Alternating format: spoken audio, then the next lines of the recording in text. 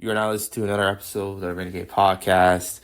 I'm interviewing the one and only Edgier to know. He's a pop culture commentator.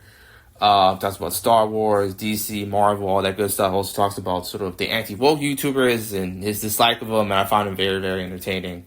This will be very, very exciting. And here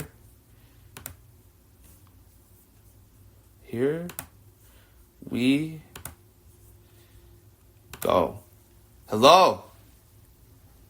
Hello, how you doing, my man? Doing all right. How are you? I'm pretty good. How's your day been? Not too bad. Been long. Got held up at work, but Okay. Well, yours? actually, I was gonna ask you about that. I know we sort of like kind of talking back and forth on Insta, and you mentioned that you had a job. Can you sort of tell you what you do? Yeah. So I do chemistry. I'm a grad student in chemistry. Oh, wow. So I do right now. It's over the summer, so I'm just doing research basically. Oh, wow. Do you enjoy it? Yeah. No. I mean, it's been a bit slow for a while, but Yeah. it's just finally like stuff is starting to pick up. Yeah. I finally got to present on some stuff that I've been working on for Wow. a couple years, so that was nice. Like that's what earlier today was. Okay. So Oh, could wow. definitely be worse. I know. Where are you from? Yeah, well, I'm from the Pacific Northwest. Okay. So like Idaho, Washington. Oh, That okay. kinda, yeah. Okay. I'm from Canada, Ontario. I live in Mississauga. And actually, I just graduated from Humber Polytechnic for radio broadcasting. It was a grueling 2 years for sure. I mean, a lot of assignments and stuff. And I was sort of just because I always ask this to people who are like sort of because I've interviewed a couple of people who are still doing school, right?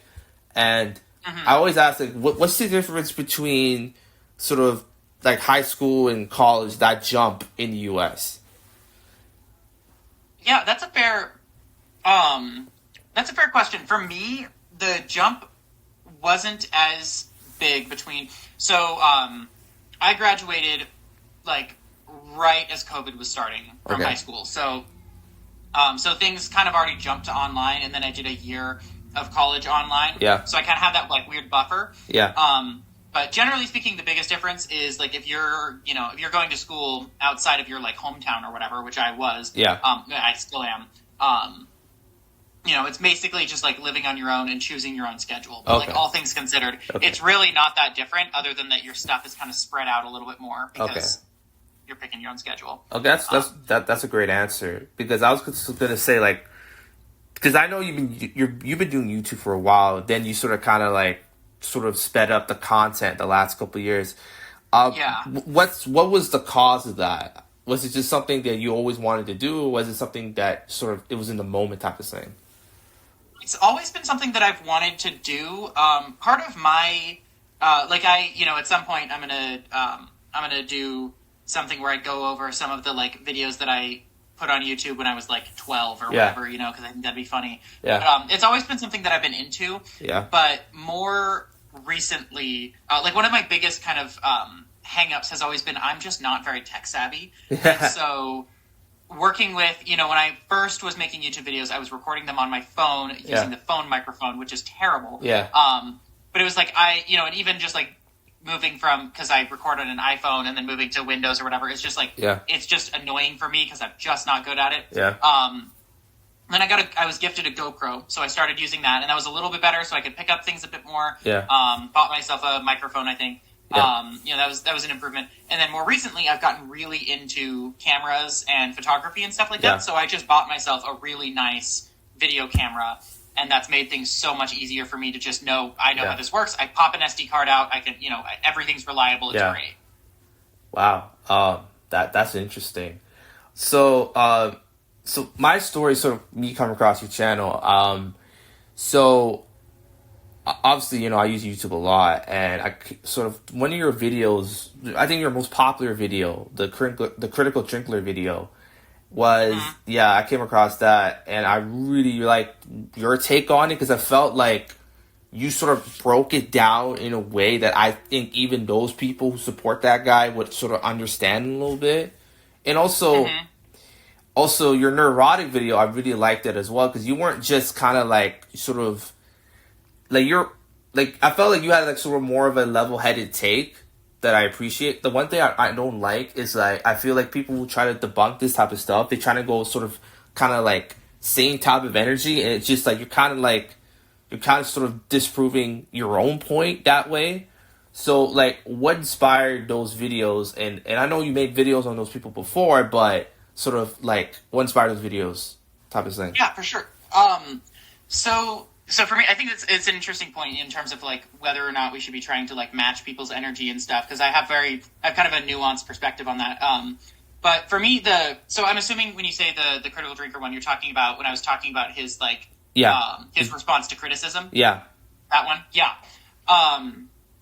So that one was for me something where someone just randomly mentioned to me that he had started a new Kickstarter. So I went over and I was just kind of like clicking through the page because I was curious about it because I previously reviewed his movie. Yeah. And like it was pretty bad. Yeah. I tried to be as nice about it as I could, but like it was pretty rough. Yeah. And I was like interested in how all of the like in the way that whole like Kickstarter was sort of like soft apologizing for how bad it was. Yeah. And happened to come across his like unlisted at the time video in one of the pages on the Kickstarter. And I was like, okay, nobody is going to see this. Like, this is going to be seen by a very small number of people because it's going to be mostly fans of his who are not only interested in giving him money, but are also interested enough to go and watch the video. You know what I mean? So I was like, okay, not very many people are going to see this. Yeah. And it's kind of crazy, the response that he gave to that. So whatever, let me, I'll be the person to talk about it. Yeah. And then I noticed a couple days after that or whatever, like a bunch of other people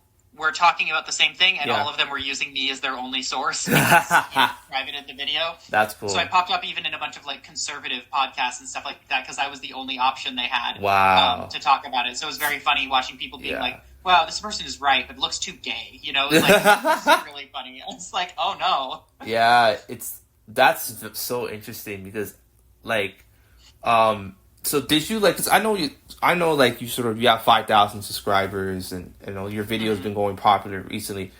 Did you ever like foresee this type of response to your videos, or did you always knew that it was going to happen at some point? I mean, it's definitely something you always like hope for. I definitely was very surprised, particularly from my earlier stuff. Yeah. Always getting recommended almost exclusively to like really conservative people. Yeah. Which is like is fine in principle in that like I do want people who disagree with me to like see what I'm like to have that opportunity. But like basically only ever popping up in those algorithms, I was kinda like, okay, there's basically no chance of me like getting much real any real attention other than people disagreeing. Which is fine. Hopefully somebody like sees it and like has a dialogue about it. Yeah. And then more recently, I don't know exactly what. I think part of it is unfortunately just like the political situation in the U.S. I think has made like people are more interested in progressive voices. Yeah. So I think that's a little bit part of it. Which I would gladly lose 5,000 subscribers if it meant we weren't in this situation. But we are. Yeah. So I think that was definitely part of it. So it was one of those things where, like, I figure you work at it long enough, eventually you'll get to, like, some moderate level of success, Yeah. But, like, I had no idea. I mean, I was shocked at how fast it happened just in the last couple months, Wow. I mean, it's actually kind of funny. I'll tell you a story. So I was talking to this other guy. He's this comedian. His name is Jared Moore. He did this video about, like, sort of kind of like the sort of culture is kind of eating itself type of thing. And I noticed this video when it came out. It had like 25K views in like 2 days, which is super impressive for somebody who's like, again, not a YouTuber, right? And then next thing you know, I check in a couple of weeks later, it has 1.5 million. Just like that. Right? Oh, that's impressive. And he has 87K likes on that video, 8,000 comments, and everybody's like, man, this guy's right. And it was just, the way that he did that video was super, super creative. And I was just like, man, I felt like I literally just stepped into a gold mine. Like, because I didn't think he would, like, respond to me, but he did, and I said, just let me know when you want to do it, and now that's sort of in the works as well. So again, like, the one thing I always say to myself is, like, don't be afraid to ask, right? Because the worst thing they could say is no, but thank you for asking, right? I think the issues kind of like, it sort of leads into what you're talking about, where like these people see that their sort of feelings are being validated, right? And they don't sort of try to challenge that, right? They just think that's just how it goes. They think their sort of echo chamber bubble is reality. That's not reality. Reality is gray. There's so much gray area about certain things, and people want to turn certain issue that has a lot of layers to sort of a black and white issue type of thing, right? Mm-hmm. No, that's totally something I've run into a lot, where like any level of nuance or sincerity or whatever that isn't just flat out hate these people, love these people, whatever, is met with, why are you defending this? Why do you support this? Whatever, And like, I try to go out of my way to like clarify exactly what I mean, but I still get it. Yeah. So It sort of just comes with the territory, but ever since you sort of kind of been blowing up recently, have you ever been sort of recognized in public? Not from this. I have been I have had on an old like Instagram account. Yeah. I had one video on that years ago, blew up, get like 6 million views. Very stupid video. What? And I've had people. What? The 6 million views. So what were you trying to do with that video? Oh, nothing. It was a 6-second joke about the Avatar ride at Disney World. Oh, that's it was like so stupid. All right. And it just like it blew up on there, and so I have had people like at my workplace who like I mentioned that I had a video or whatever. They're like, "Oh my god, show me!" And then I showed it to them. They're like, "I've seen that video," which is like crazy to me because it just popped up on a bunch of other people. Yeah. And I've also actually once, this was kind of before anything like blew up at all, but I went on like a debate podcast, whatever, and one of my coworkers came up to me the next day and was like, "Hey, do you ever like debate people online?" And I was like, "Yeah, I guess so. Why?" And he was like, "Yeah, I heard you on this podcast yesterday." I was like, "Oh my god, okay." I didn't realize that was good. That was possible, but yeah, it really is a small world. So, who's the most famous person to say, "Hey, man, I love your work. I like your work," type of thing?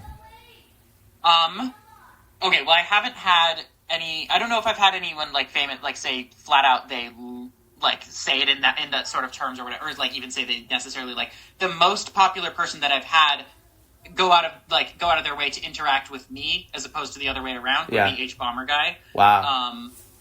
Which happened like a couple weeks ago or whatever, or maybe it was a week ago. I don't know. I don't know. Like I don't get a ton of crazy like. Okay. Oh my god, I love your. Like I have that from like commenters, but I haven't had that from folks that I like would know otherwise necessarily. Okay. So you mentioned that like you debate people online. Like, how do you sort of kind of like prepare for that? Do you have a sort of set amount of points? Do you memorize stuff? Do you just go in like full on? I usually like to write notes down beforehand. I've also sort of recently gravitated away from debating necessarily and more just like discussing stuff with people. Yeah. Because I like to have conversations about stuff. I do not at all enjoy the like blood sports, oop, you misspoke 30 seconds ago, haha, I've destroyed you kind of shit, Yeah. It's so unimpressive to me. Yeah. But I usually try to like write down a few points. Yeah. And then see where like that conversation kind of goes. Okay. So I at least have stuff that I can go back to instead of, the biggest like problem that you run into with stuff like that is like just forgetting what you were going to say. And then, even if you're not going aggressive, it's still a little bit embarrassing. So I try to avoid that, but. So one of my questions I actually want to ask you is like, how long do your videos take? Because I feel like there's a lot of care and sort of detail you put in your videos, right? So, I try to. I think so. I write pretty fast. Okay.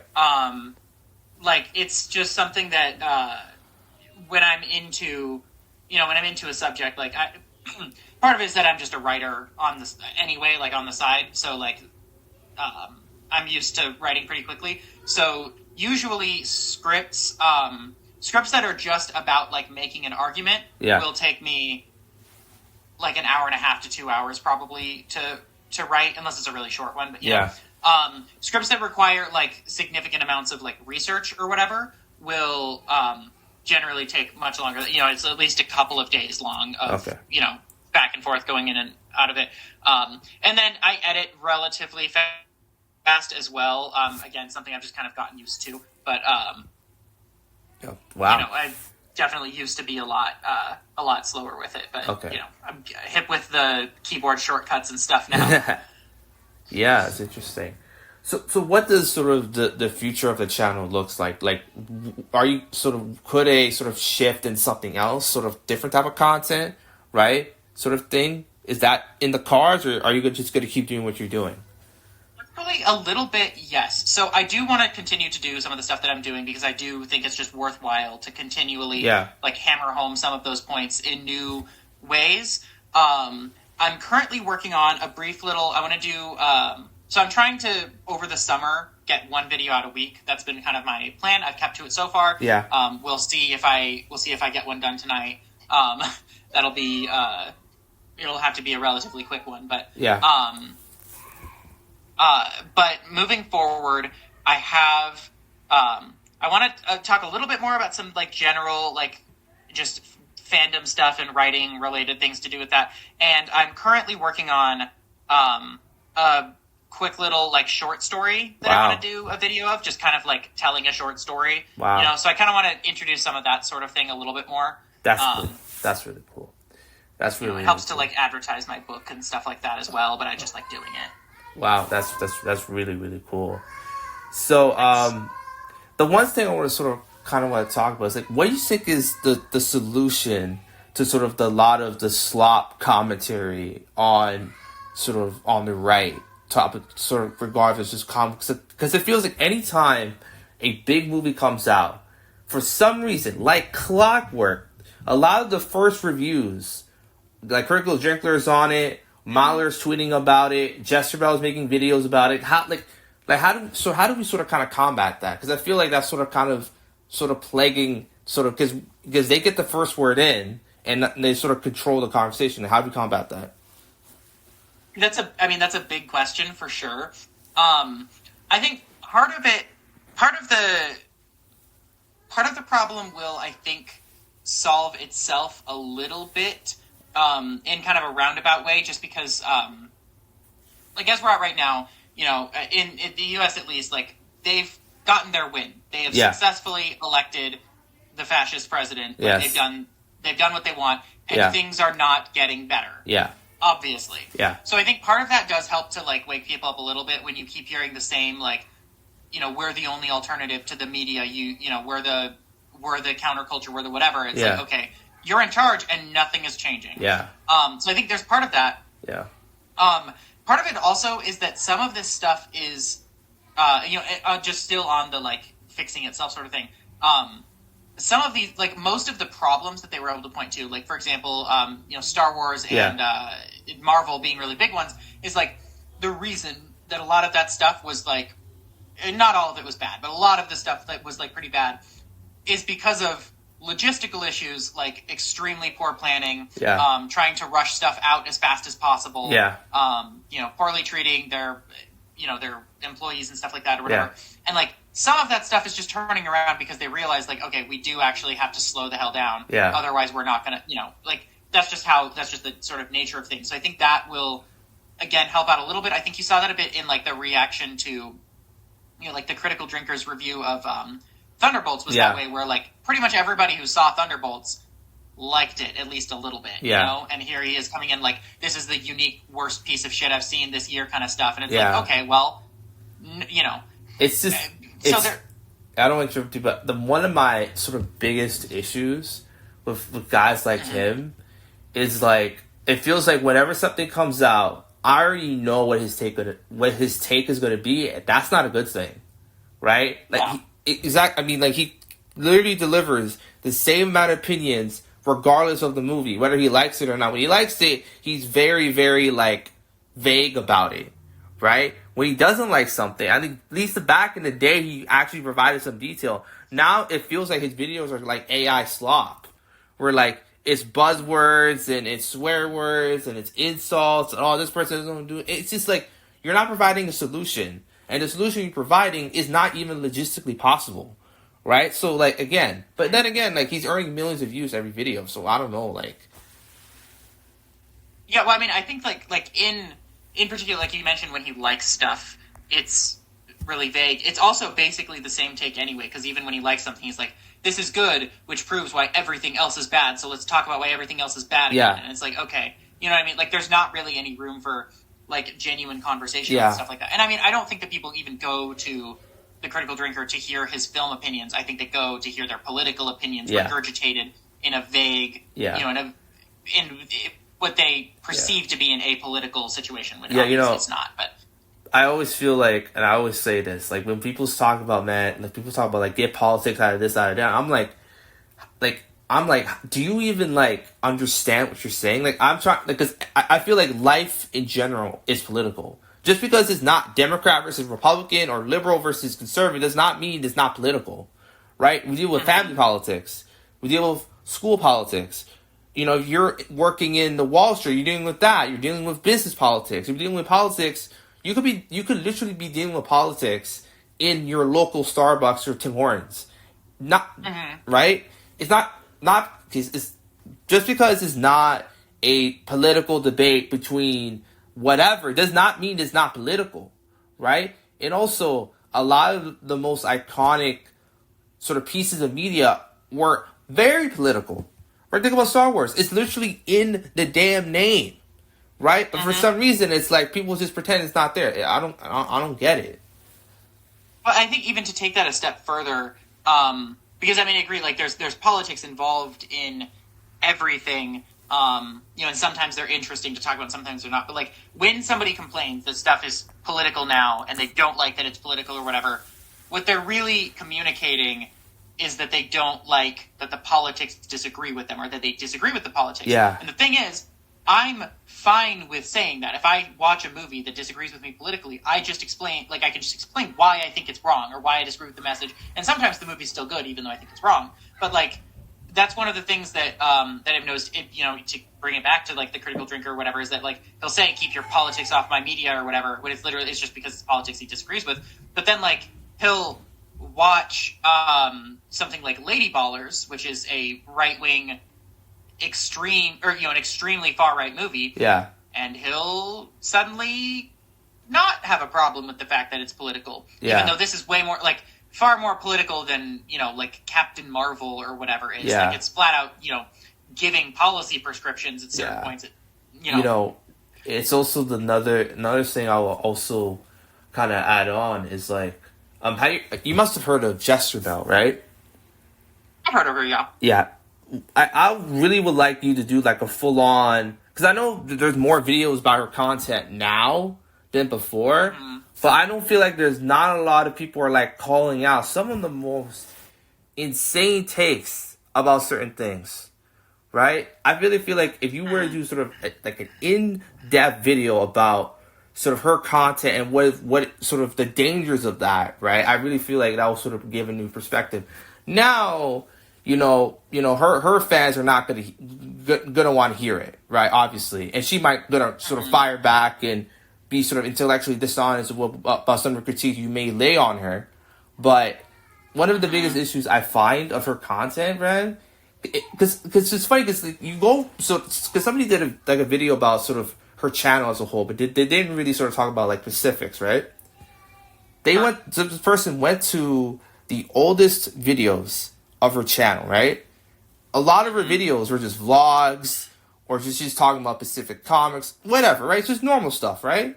And then all of a sudden, in 2023, not a coincidence, I think it was around Indiana Jones, her content just flips. And all of a sudden, she's getting 50K, 100K, she has 50,000 subscribers now. It's like, it's so transparently grifting, but for some reason, like, the people that like her content don't see that. But then again, all it is just validating their sort of prejudices and biases and stuff like that. I would definitely have to. I would have to look into her stuff a little bit more. I looked into her. I just double checked about a year-ish ago, I think. Yeah.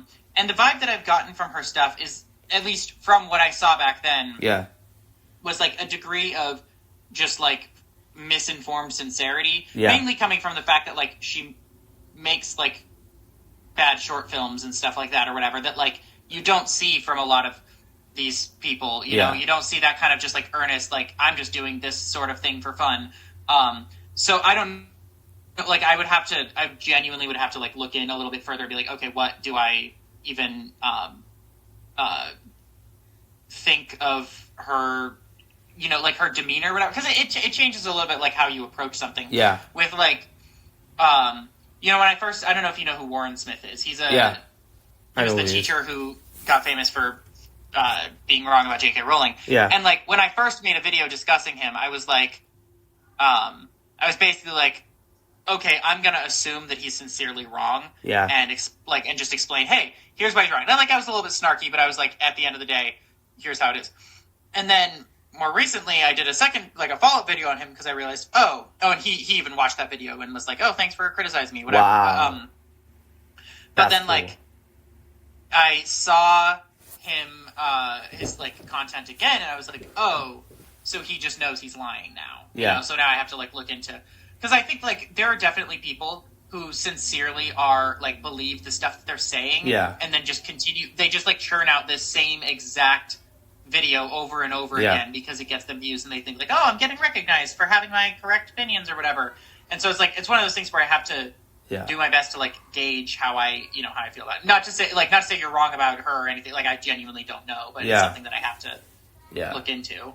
Yeah, I feel like she's sort of the worst type of content creator in the sense of just super, super, super, super cynical. And also for some reason, just the tone that she talks, she's sort of this like authoritarian, serious tone that she talks about. And there's one video she made about like Harley Quinn and Poison Ivy's relationship in the comics. And she says something like, oh, it's a fetish or whatever. And I'm just like, what? Like you call yourself like the Lorax of Harley Quinn. I'm not even making that up. She said that word for word, right? And then you're having like, again, it's like, it's just this sort of just entitlement. And also I got kind of like homophobic vibes from her. Right? Weirdly, right? And this other video, she was talking about like sort of the uglification of like women or something like that in media. And I've seen that stuff, yeah. Yeah, and it was just it was sad. It was sad because like there's a lot of like self-hatred in that video. I don't know, like if I ever were to interview someone like that or her, I would like that would be the first question I ask. Like, are you going through something? Right? Are you dealing with something, right? Because, like, sort of pushing this type of content is not healthy. It's just not. Like, I'm an empathetic person, right? So maybe I kind of give benefit of doubt a little too much, but I understand, like, you know, someone's circumstances kind of sometimes dictate what they are type of thing, right? Yeah, I have a sociology degree. I'm pretty familiar with a lot of that stuff. Yeah. Yeah. Yeah, no, I would definitely, I don't know, I'd definitely be interested in looking into it. I definitely try to keep, like, a little bit of a gap between if I'm going to, like, talk about something and someone I know has talked about it, because I know, someone I know recently made a video on her, but, like, I would be interested in kind of seeing, how that, how that whole thing, how that's shaken out for her, but... You know... And look, people can have their opinions on anything, but there's a difference between, like, constructive criticism and personal attacks, right? And I feel absolutely. Right? And people, for some reason, don't sort of notice the difference between that. Either they unconsciously don't know that, or they intentionally doing it for more of a, sort of a more sinister agenda. I'll give you an example, right? You must have heard of Millie Bobby Brown. Yeah, familiar. Okay. Yeah. So, for some reason, ever since I think the second season of Stranger Things, right? Because I feel like everybody loved her when she started out and she did these interviews and stuff like that. But for some reason, after season 2, everybody just kind of flipped on her. Anything that she said or movies that she was in, it just became this sort of wave of hate and just wave of just absolute despicable type of behavior towards her for someone that she has not done like anything, right? Sure, she might have an opinion or two I might disagree her on, but that's healthy, right? But the thing is like the sort of character assassination of her to me is very, very unsettling because like she's like, again, she is way higher on the totem pole than both of us, right? But she has to deal with stuff for things she hasn't said, for things she hasn't done, right? And she's like, what? She's the same age as me. I'm 21, right? I can't even imagine anything I'm doing is already, there's already 4 or 5 articles about what I just did. And that would just make me go insane. Yeah. No, I feel very bad for the, like, general prospect of being a public-facing, like, woman or queer person or brown person or like any of that, like, is mind-boggling to me. I mean, I'm at least one of those things, but, like, you know, it's, I don't know. I think that, like, a significant, from what I've seen recently, there's definitely this, they're kind of, like, looking for new people to hate. Yeah. In part because, like, okay, Brie Larson hasn't done much public-facing recently, so, like, she's kind of a, you know, like a dry well. You know, I'm sure they'll come back to her when the next time she's Captain Marvel, but like, whatever. But, like, oh god, who, you know, they had their whole thing over, like, Rachel Zegler, which they kind of, like, started out hating her, but again, like, basically everybody who watches her and stuff tends to like her, so it kind of, you know, made that, like, a little bit harder. Yeah. And so at this point, they're going after, I mean, the people that they hate right now are Pedro Pascal, Bella Ramsey, you know, Millie Bobby Brown to an extent. Like, I think it's mostly just, like, looking for who will stick. You know, man, the Bella Ramsey hate is so disgusting, man. Oh, like, it's so forced, too. It's not even that it's forced. It's like, I don't know how you watch those shows, right? Just take the game out of the equation. I don't know how you watch those shows and can't believe saying, man, she's the problem. She's the reason why the shows aren't doing so well. And I'm like, she's the reason why the shows are even, like, treading water. Her and Pedro Pascal. Like, look, okay, I watched season 2 of Last of Us. And yeah, is it good? Nah, it's okay. It's not as good as, like, season 1 was amazing, right? Season 2 was definitely a step down. But, like, the some of the reactions I'm seeing about that show is just like, are we living in the same reality? I understand you could dislike something, right? But I really feel like, again, there's no, like, gray area here, right? It's same thing with, like, again, because I know, like, season 5 of Stranger Things is going to come out soon, right? And, right? And, you know, did you see that, the announcement day trailer? I have not. Okay. I haven't kept up with Stranger Things since season 2, unfortunately, so I don't know, like, I haven't seen the show recently. Alright. So, again, there's a shot of, I'm spoiling it, but there's a shot of Noah Schnapp's character, right? He's screaming, you know, and it looks very convincing. I go on Twitter, and everybody's making fun of that guy. And I understand, you know, there's certain stuff that he did that may have been a little bit kind of poking the bear, but, like, I mean, what happened to, like, separating the art from the artist, or is that type of thing only there to, like, sort of protect the people that you like and destroy everybody else that you don't like, type of thing? So that's interesting. I don't know in depth everything that happened with Noah Schnapp. I only have, like, a general, like, vibe based off of what I've, you know, like I said, I haven't followed Stranger Things, but I don't know, that's interesting to me because, like, from what I understand, he said some stuff that was very, like... Yeah. Like, things that I would very strongly condemn, I suppose I'll say. Yeah. That I would have a big problem with. I don't know what the best way to engage with a lot of that stuff is. Yeah. Because, like I don't know. I don't necessarily 100% separate the art from the artist. I don't think that that's the end-all, be-all. Yeah. In the way that, like, if Roman Polanski came out with a new movie, I'm assuming he's still alive. Like, if Roman Polanski came out with a new movie, like, I'm not watching that. I don't, you know, but, like, at the same time, assuming that you're not flat out like boycotting something because of some whatever, and like Noah Schnapp is an artist with like, from what I understand, shitty opinions, like not really on the same level. Yeah. You have to be able to like, I think, sequester those conversations and be like, okay, we have a problem with like this, that, or the other thing. Here's my discussion of the show. If I'm here to talk about the show, I need to discuss that, Yeah. I think that's a really big thing right now in like the Doctor Who fandom. It's always a big thing in the Doctor Who fandom. But like, the finale came out last week and nobody liked it, which is fair. It wasn't good, but like, and people immediately jumped to like fire the showrunner, going off about how much of a terrible person he is, how he's ruined the show, all of this stuff or whatever. And I'm kind of like I find the the extreme personalization to be so frustrating. Yeah, it is. It is. One, it doesn't give people room to grow, and two, most of the time the things that people have done are either make something that people don't like, which is not a crime, or like said something really shitty, which is more something that should be, should like segue into a conversation rather than, like there are, you have your like flat out criminals or whatever, like, a Kevin Spacey, like, again, I'm not going to watch a Kevin Spacey movie if it comes out now, like there are definitely like flat out like hard lines. Yeah. But assuming it's not crossing that like hard line of, I can't engage with this thing anymore. Like you have to be able to have both conversations. Yeah.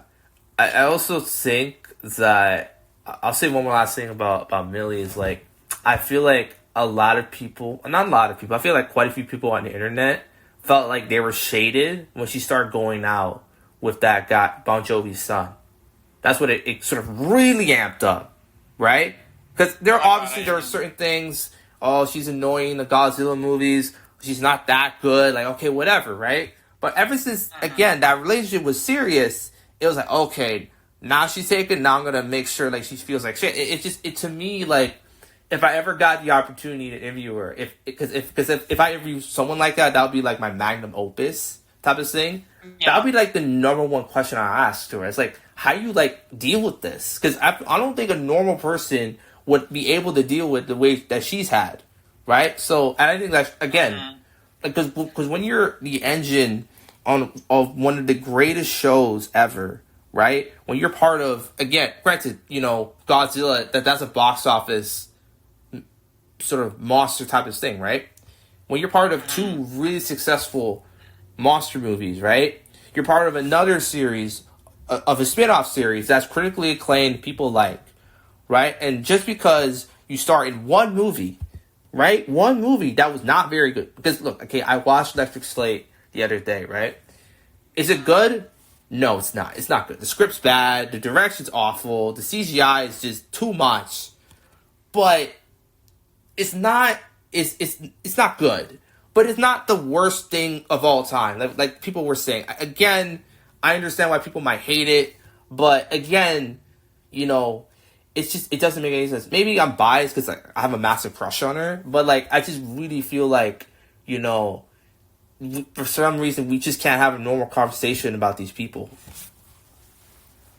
Yeah, no, I mean, and not only that, oftentimes, like, having a conversation about these people isn't even necessarily, like, required. Like, there are a lot of times that those conversations don't even need to be happening, because it's literally like, do I think that this person is, like, too unattractive for this role in a TV show? Like, that really does not need to be national discourse, Yeah, that to me is like, that to me pisses me off because like, I really feel like if you like Ellie because of her looks, you do not know anything about the game.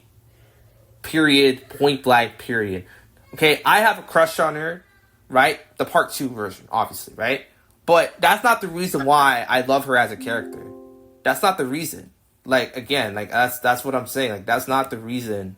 It's because of, again, her qualities and her traits are important.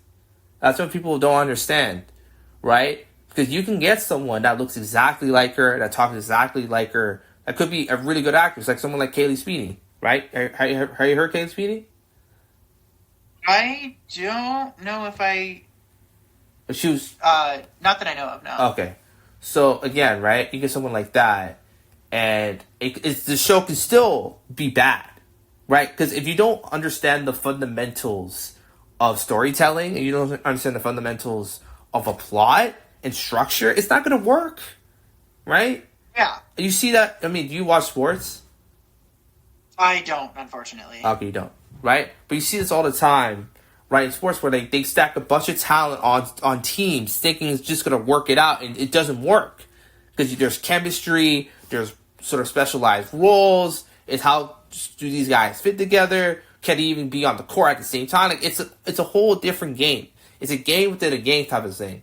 But people like to make this like a black and white issue, right? That's why people were freaking out about a rumor that was not even confirmed about Hunter Schaffer being Zelda. That to me also pissed me off as well. No, yeah, that stuff is insane to me. I mean, there's definitely something to be said for the fact that there's just kind of this, like, it's very natural for people to want to blame one person or one small selection of people. Yeah. It's why, like, it's why they go on and on and on and on about, like, Kathleen Kennedy or whatever, and not other executives at Disney and Lucasfilm or whatever. It's because, like, it's just easy to pin everything on one person. Yeah. And so they did that with Bella Ramsey and The Last of Us. Yeah. Including flat out just, like, editing pictures of them to, like, make them look worse. Yeah, that's I hate that. And stuff like that, to like, oh, this is what this show looks like now, and it's like, well, no, it doesn't, because you had to fake that screenshot. But yeah, I don't know. I mean, like, at the end of the day, I think that the whole, like, the argument about, or like the discussions people have about, like, such and such film character being attractive enough, or, quote unquote too ugly, or any of that shit, is one. It's oftentimes just complete nonsense. Like, it's the, extremely online, like, you only see women of a particular, like, body type or whatever, and so then you think that's how everybody is, and it's, it's the way that you get, like, folks who, you get, like, on Twitter these days, where you'll see, like, photos of, like, a married couple, and one of the people in the couple is, like, fat or whatever, and everybody's like, oh my god, how on earth would he settle for that? Or it's like, fuck off, like, because people like each other, because that's not your, like, perception of the, of humans and attractiveness or whatever is totally warped and whatever. It is. But on top of that, just being, like, a very warped view of reality, there's this obsession with, like, stereotypical beauty that is very often rooted in, like, white sort of beauty standard, like, very much centralizing whiteness and whatever. And I mean, it's white supremacist, whatever, like, kind of ideology, even not everybody who thinks it realizes that. And this, like, obsession with purity and beauty and whatever in this, like, weird objective sense is, I think, one of those things. It's representative of, like, a lot of, like, fascist sort of ideas. Again, not saying everybody who thinks that is that, but the thing with that, I feel like, is that, because, like, here's the thing, right? Like, it's so funny when I tell people that I think, such and such is very beautiful. They look at me like, what are you talking about? Yeah, it's like, it sort of tells me that people are just not open-minded, right? You can like what you can like, but when I hear people, I have a racial preference, I have a this preference, I have a that preference, I'm like, fuck all that. Go out in the world and talk to people, right? Mm-hmm. That's the thing. People refuse to do that, right? They think stepping outside for 10 seconds and coming back out, and they act like they're fucking Robinson Crusoe or whatever, right? They explore all these... Like, it just does not make any sense to me.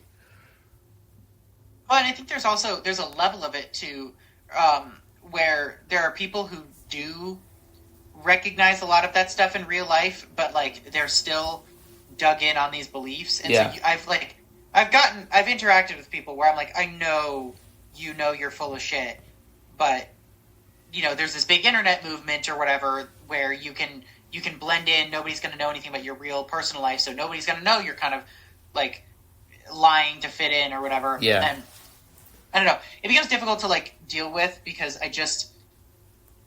there's only so much you can do about like this like irony poisoned sort of no sincerity, no interest in engaging with people that you disagree with, but not in the like, oh, I just don't want to talk to you, in the like, oh, I'm gonna mess with you, I'm gonna troll you, whatever, like that mindset that it's very difficult to deal with. You know, it's one of the things, like I saw the musical The Book of Mormon yesterday, which is a musical I'm already familiar with, but like, one of the things that frustrated me when I'm watching it is like, I really do not enjoy the sort of like South Park, nothing is serious, everything is a joke, like the nothing matters sort of philosophy that I think a lot of people have like adopted as a result of stuff like that being popular. Where again, and not to say there's no artistic merit or whatever, I'm not saying that, but like, you know, you watch it and you're like, oh, okay, you're not taking this seriously, so why should I be taking this seriously? Kind of, you know.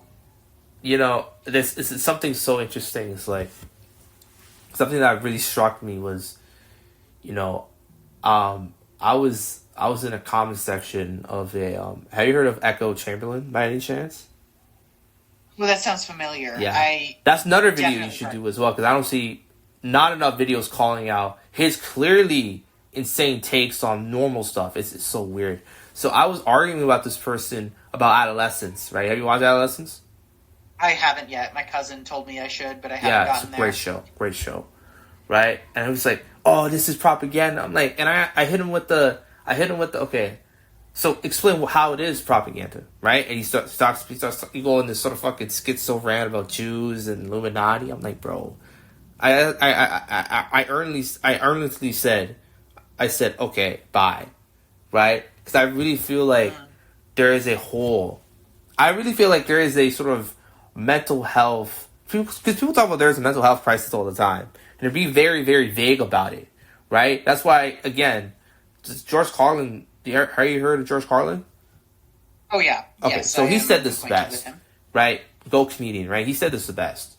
He said, "Why isn't there a war on homelessness the same way there's a war on terror, war on drugs, war on alcohol? Because it does not make people money. That's the thing.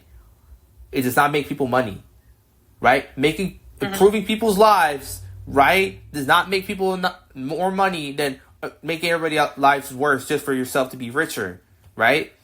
It's also another thing as well. Is like, you know, it's another thing I have an issue with. There's a lot of, again, revisionist history about a lot of the eras that people love. People talk about the 80s like it's like this some heaven, and I'm like, did you not realize that the reason why we're in this state is because the guy who was the president for almost a whole decade allowed a lot of these policies, trickle-down economics, removing mental health institutions, all that stuff, allowed us to be in this state that we're in.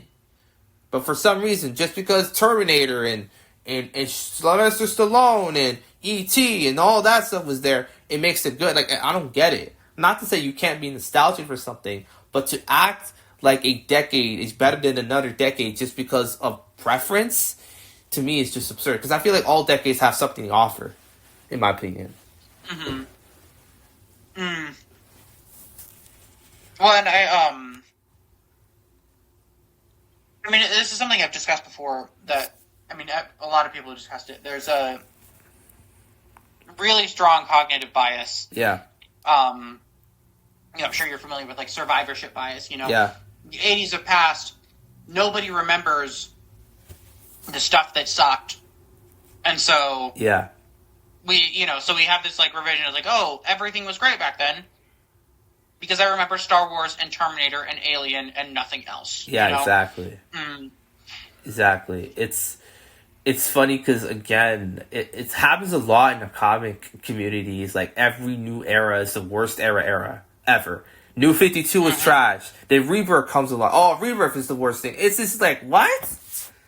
Like, again, like, I hate generalizing stuff. Like, I'm a big DC fan, right? So I should know all of the flaws of sort of the current comics. But I'm not going to start saying, you know, you should enjoy this because I didn't enjoy it. Because at the end of the day, it's subjective, right? Why are we trying to turn something that's objective? It's not a math equation, right? Enjoying something should not be in a math equation, right? Not to say there can't be a criticism or discussion, but I always again, feel like people are just being dishonest just to be dishonest. Yeah, well, I mean, it's that, and then there's also, I mean, it's like people like to be angry and up in arms about something or other. Everybody does. It's not inherently a left or a right or a center, whatever thing. Yeah. And at the end of the day, like the fundamental difference there, or whatever, at least in my opinion, is that like on one side of the aisle there are things that are genuinely worth being angry about. Yeah. Things like poor distribution of wealth. People are suffering. People are homeless. Things like that, where it's like there's something to be mad at. Yeah. Even though, of course, a lot of that doesn't make people money. And like you said, like there's not going to be a war on homelessness. But like on the other side of things, the world just does not operate according to the perspectives of a certain subset, like of the political spectrum. Like it's just not how things work. And so in order to be angry about something, they have to invent it. Yeah. Because there isn't an alternative. Yeah. There are like singular individual events that you can fit into that box, but as an overarching trend, you have to start lying somewhere. Yeah. It's one of those things. I mean, I feel like a lot of things are, again, there's also, again, a possibility that in the future, right, a lot of these sort of hate movements, I would not be shocked. A lot of them were, again, privately funded and privately, again, drawn up by, again, the countries that want the U.S., Canada to essentially be at the bottom, right? That's not a conspiracy theory. That's not a Mission Impossible plot. That's actual. Again, we look at the Cold War. We look at all these stuff that's happened the last 15, 20 years in terms of just online stuff. It's not shocking that, like, let's say a country like Russia, for example, right? Because there's always been this theory about Russian bots and stuff like that, which has been proven to be true on certain occasions. Mm-hmm. What if there were behind all of what's going on online, took to just a bad discourse, just for us to be distracted, divide everybody else up when again the guy at the top in the U.S., right, Trump, is stealing everybody else's money away, like that type of thing, right? It's such a difficult thing to even deal with, because I agree that a lot of this stuff is just flat out distraction from more serious business. Yeah. A lot of these things start making headlines as the United States is putting funding into militaries that are doing very horrible things overseas, or are making deals with authoritarian countries, or whatever, all of that sort of stuff. And like, on the one hand, I'm like, okay, so I want to just not care. Like, I want to not engage with any of this stuff, with the the wokeness in media or whatever. But on the flip side, the problem is once that distraction has been made, there become real stakes. Yeah. Like, there is not any justified reason to be discussing or to be like having national conversations or like arguments over, Reed Richards is played by a Hispanic guy now or whatever. There's not reason for that, except if there's a hate movement that's using that to drive as a wedge issue. Then, okay, well, you kind of have to deal with this stuff. Yeah. And it's infuriating because it's like you're playing on completely different fields. Like, this doesn't matter ultimately, but it's only going to not matter as long as we like hold the line here. Yeah. But then you're still distracted from the more important things, and it's enraging and frustrating. And It really, really is. So, one question that I have is, so your channel name, right? Was that like something you always had, or was that sort of something you sort of made in the moment type of thing? Yeah. So it was. Oh, I should ask the person that I was with at the time, but it was like some dumb joke about like I think we were trying to like one up each other in terms of like being offensive without actually being offensive, you know, like that kind of thing. Yeah. And it made some comment like, like an, like, oh, of course you're going to be super edgier than thou, and like, like holier than thou, like that kind of thing. Oh. And I was like, you know what? That'd be kind of a fun, like, internet name or whatever. And then I made it my YouTube name.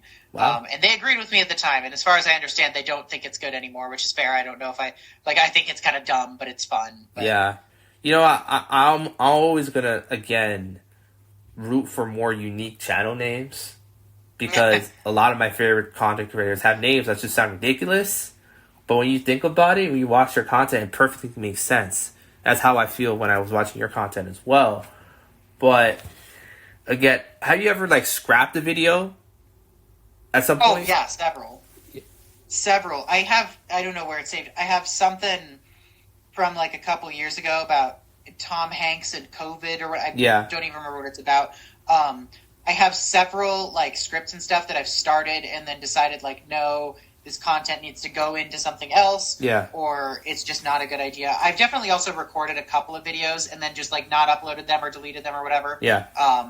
But that's not as common. But yeah, no, I have to like actually like something in order to put it online. Okay, that's very, very interesting. So, how can I say this? Have you watched a movie recently? Well, I mean, the most recent thing I saw in theaters was Sinners, which is great. Yes. That was amazing.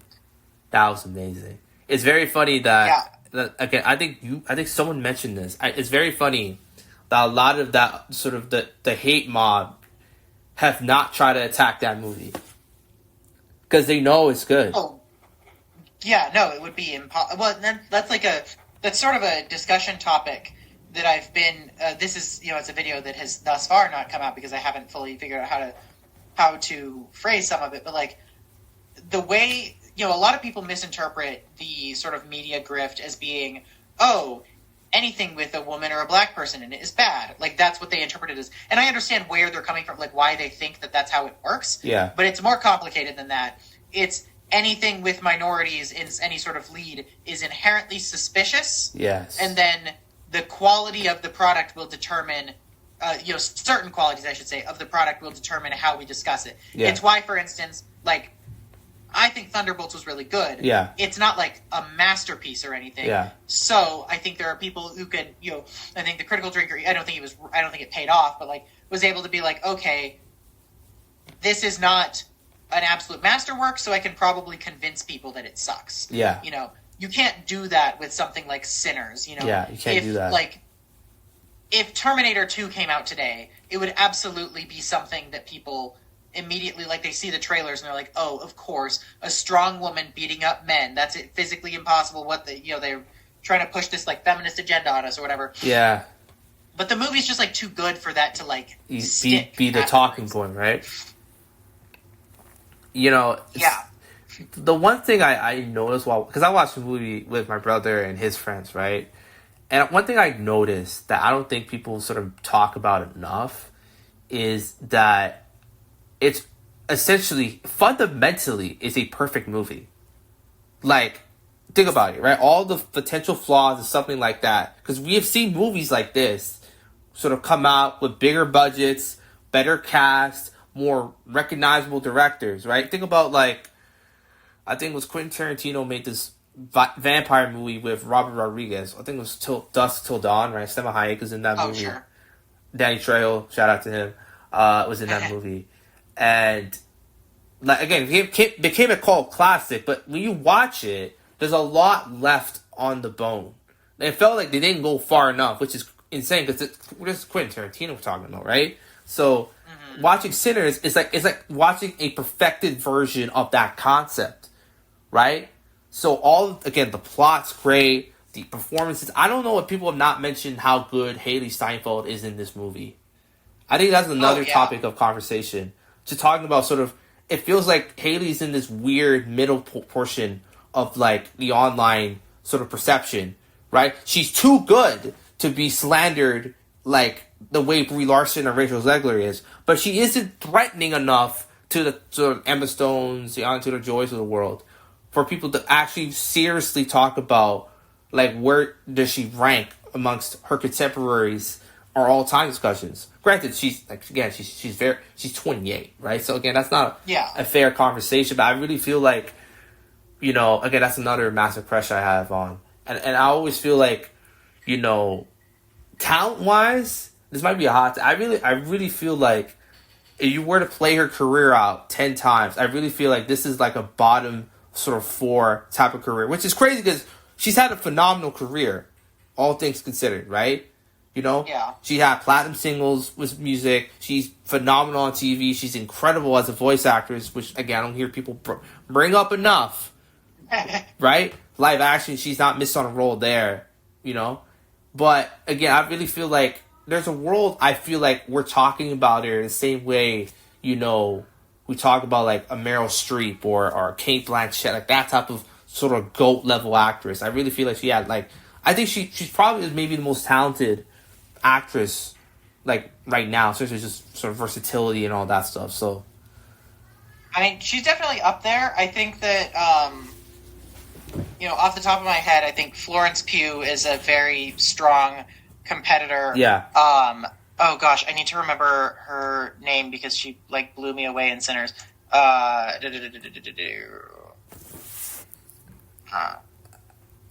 think I know what you're talking about. I forgot the name. I actually don't know how to pronounce her name. Wunmi Mosaku? Yes. Yeah, okay. That's another one as well. Like, incredible work. And I'm sure she's a little bit older, but, like, not by a ton. Yeah. Yeah, okay, yeah, she's almost 40. That's yeah. Like,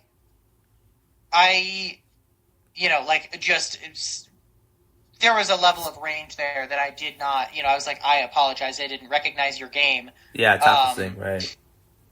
I don't know. There are a lot of really great people, like in terms of just performance ability and whatnot right now that, like, it kind of blows me away a little bit sometimes that I'm like, people like to talk about how bad things are or whatever right now, and I'm like, I don't know. Again, you're going to forget about a lot of these people. Yeah, exactly. Right. And also, I really feel like, and this is just maybe my personal preference, I really feel like Haley's sort of taking that sort of anti-hero, sort of villain type of role. I feel like she needs, honestly, dog, I feel like if there's ever a Paradise Lost sort of movie, you must have heard of Paradise Lost, right? Like Dante? Yeah, Dante, yeah. Yeah.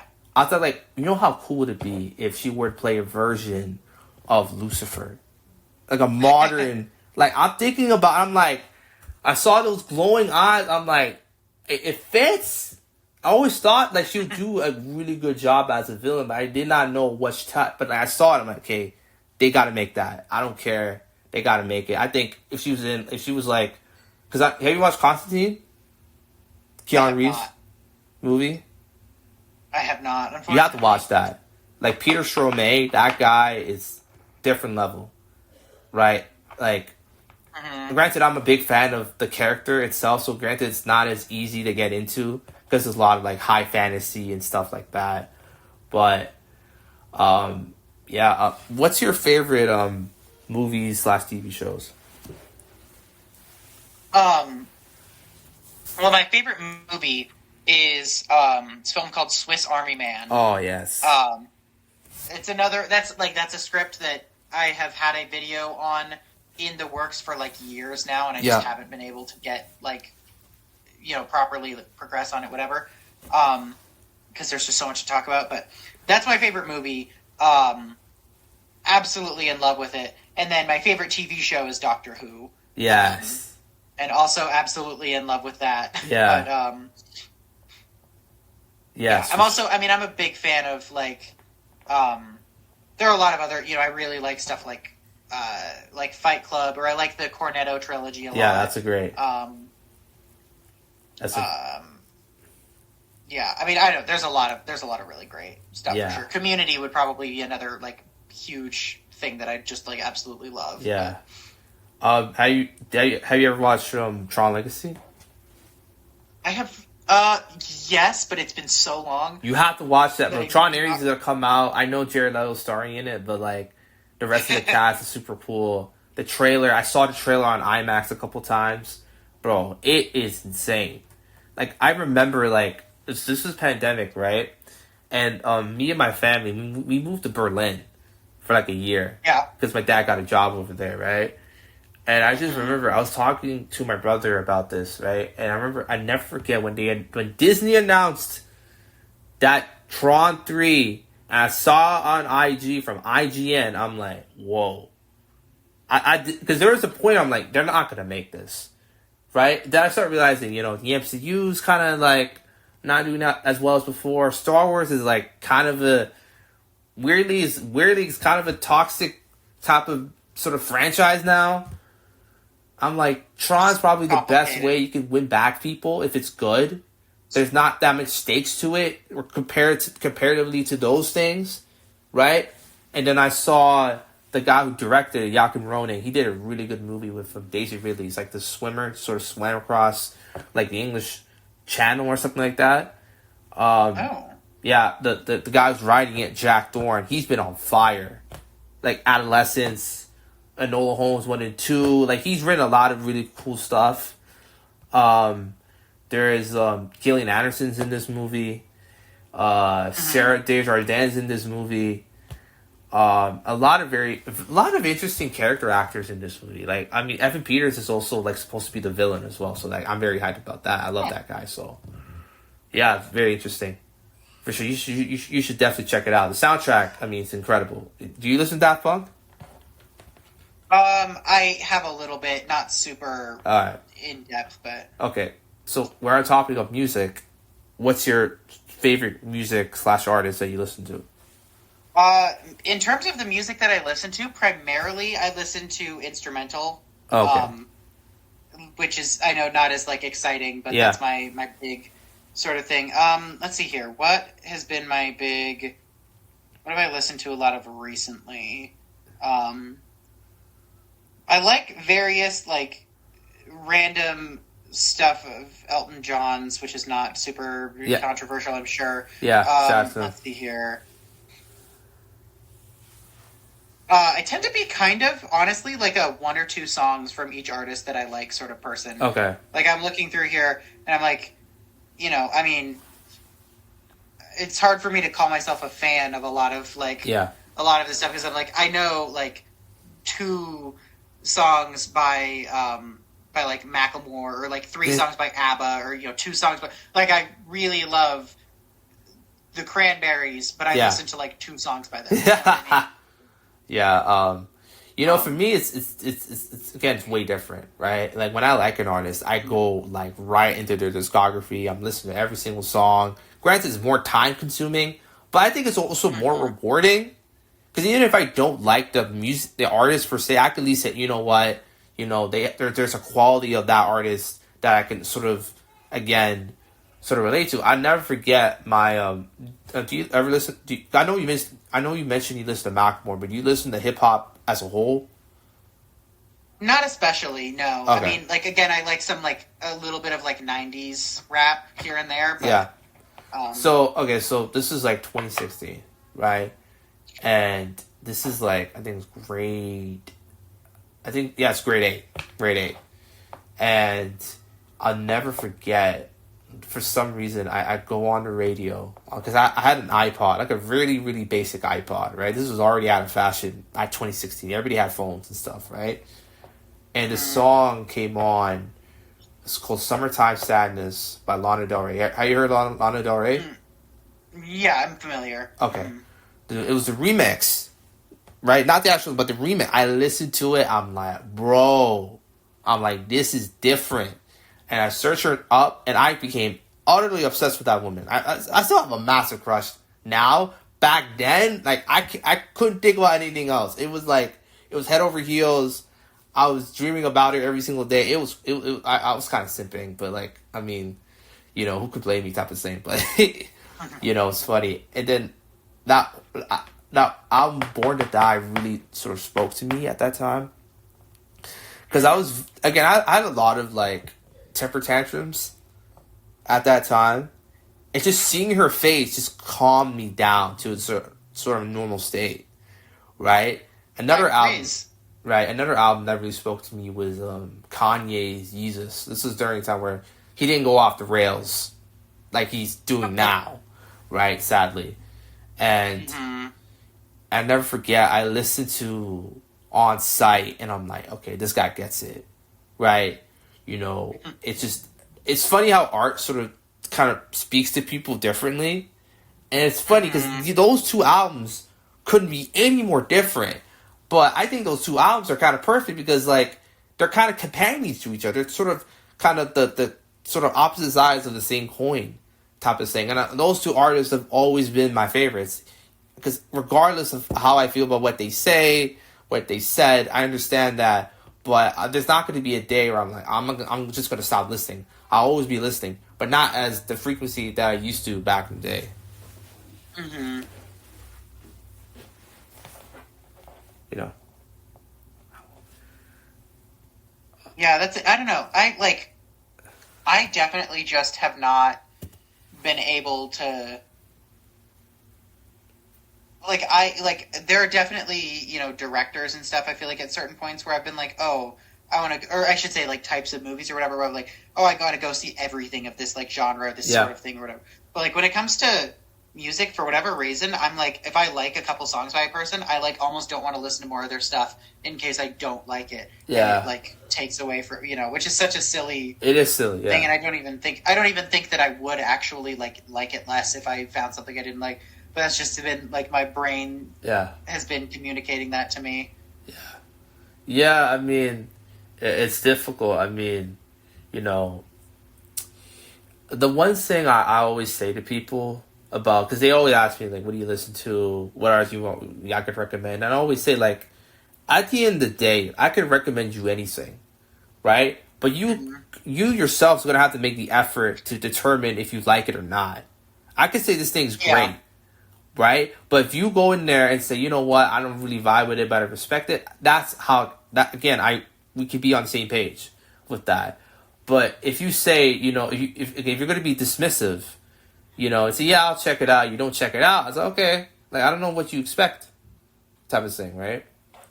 You know, I've definitely, like, I've recommended people stuff and then felt, like, super worried about it afterwards. I'm like, oh, we may have very different perceptions of this. Yeah. But, you know, at the end of the day, all right, well, full send. It's out there. We'll see what you think. Yeah, it is for sure. Who's your favorite director? Favorite director? That is okay. That's difficult. I really like everything I've seen of Edgar Wright. Oh, same. Big, you know, big positive there. I want to get a little bit more into Ryan Coogler's stuff because he's impressed me so far. Let me see. I need to look at my favorite movies list real fast to see if there's anyone who pops out at me. Let's see here. On like the sort of like fandom or like superhero side of things, it's definitely going to be like James Gunn or whatever. Yes. I'm a big. Let's see here. Oh, I like Ari Aster as well. I don't know if he's necessarily a favorite, but like his stuff. Same thing with the Daniels. You know.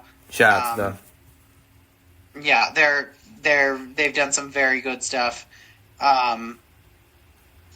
I guess those are the ones that come to mind. Yeah. You know, like, as much as I want to say someone like Alex Garland or whatever, he's very hit or miss for me. Yeah. You know, like, I like some of his stuff a lot, and then I've watched stuff from him, and I'm like, oh, I'm not a fan, but, yeah. I don't know. Like, I guess by default, Edgar Wright, but it's not like a... All right. Great. Not that's like a great... hard stance. Yeah, that's a great choice. My favorite director, to me, it's always going to be Christopher Nolan, man. Like, something about his films really speak to me in sort of my sort of analytical, creative process type of way. I never forget the first time I watched Tenet, right? Do you like Tenet? Right? Huh? I actually haven't seen Tenet. You have to watch it. Because it's like... You have to watch it. I still think about that movie time to time. It's just... Because watching it during the pandemic in a different country... Right, in one of the only theaters that only had English-speaking movies in the whole city. Because all the other ones were German-speaking, right? Obviously, right? So watching that, and it was actually a good like. I think like most of the seats were filled. It was just like I felt like I was transported to a whole different world. Like I love that movie to death. I understand it's flawed, it's in your face, it's abrasive, it's confusing, but that's what makes it so great. It's literally is it's kind of like those paintings where it's just a splatter of paint, but if you look into it closer, there's a whole story that's being told within those sort of shades of colors and stuff like that. Yeah, I mean, I have definitely been meaning to get around to seeing that film. It's hard though because like there's so much of his stuff is like intended to be seen on a huge screen. Yeah, and so it's hard to come across. I do also have to shout out Rachel Talalay as another director I really like. Shout out to her. She's a TV director primarily. Yeah. But she's directed stuff like some of the best stuff in Doctor Who. Like just incredible work. Yeah. So I have to throw that. Like I can't forget. But, yeah. Yeah, that's interesting. For sure. So who's your celebrity crush? It could be somebody from like back in the day or right now. I don't know if you're with someone or anything like that. Oh gosh, let's see here. I do find myself oddly enough. Well, so with my girlfriend, the joke is always that like because we have your list of like people that you're allowed to get away with or whatever. And the joke always with me has been Optimus Prime. But I mean, I really I'm gonna have to say like young Christian Slater is oddly up there. Yeah. And I mean, like, hey, throw in Winona Ryder there too, since they're in the same movie together. But I don't know. I mean, I'm a huge fan of Florence Pugh's for sure. Oh, like, yes. Incredible work from her. Yeah. But yeah, I guess I don't know. I haven't thought like super in depth about it, but those would be the people that come to mind, which is such an odd list. Yeah, it is. But for me, like, I'm kind of all over the place. One recent one, granted, this might have been influenced by Mission Impossible: Dead Reckoning, was Angela Bassett. Like seeing her on the big screen, I'm like, God damn, bro, she still looks as good as before, even better. Because I never forget, I watched that movie she was in. Like, what was it? Like, Do the Right Thing, something like that. And I'm like, whoa, right? Lupita Nyong'o's up there. Tem, she's like this Nigerian like dance hall singer. Obviously, Millie Bobby Brown, Haley Steinfeld. Another one I really love is Bella Ramsey. Like, I don't know why. It's just her personality is just, she's always happy, and I love people who are always positive. I can never vibe with somebody who's always negative, who's always cynical, right? Those are just really big red flags, to me at least. Yeah, totally. Another one I really like is obviously Florence Pugh, obviously, but another one I really like is Sophie Thatcher from Yellow Jackets. That, like, she's cool. Like, she's just the definition of just cool. Mikey Madison, Sure. Shout out to her. Nora, that's a phenomenal movie. Jennifer Connelly, obviously. Demi Moore, I always like Demi Moore. Anne Hathaway, especially like during like Dark Knight Rises. I think that's probably her peak look. She still looks great, but back then that was just different.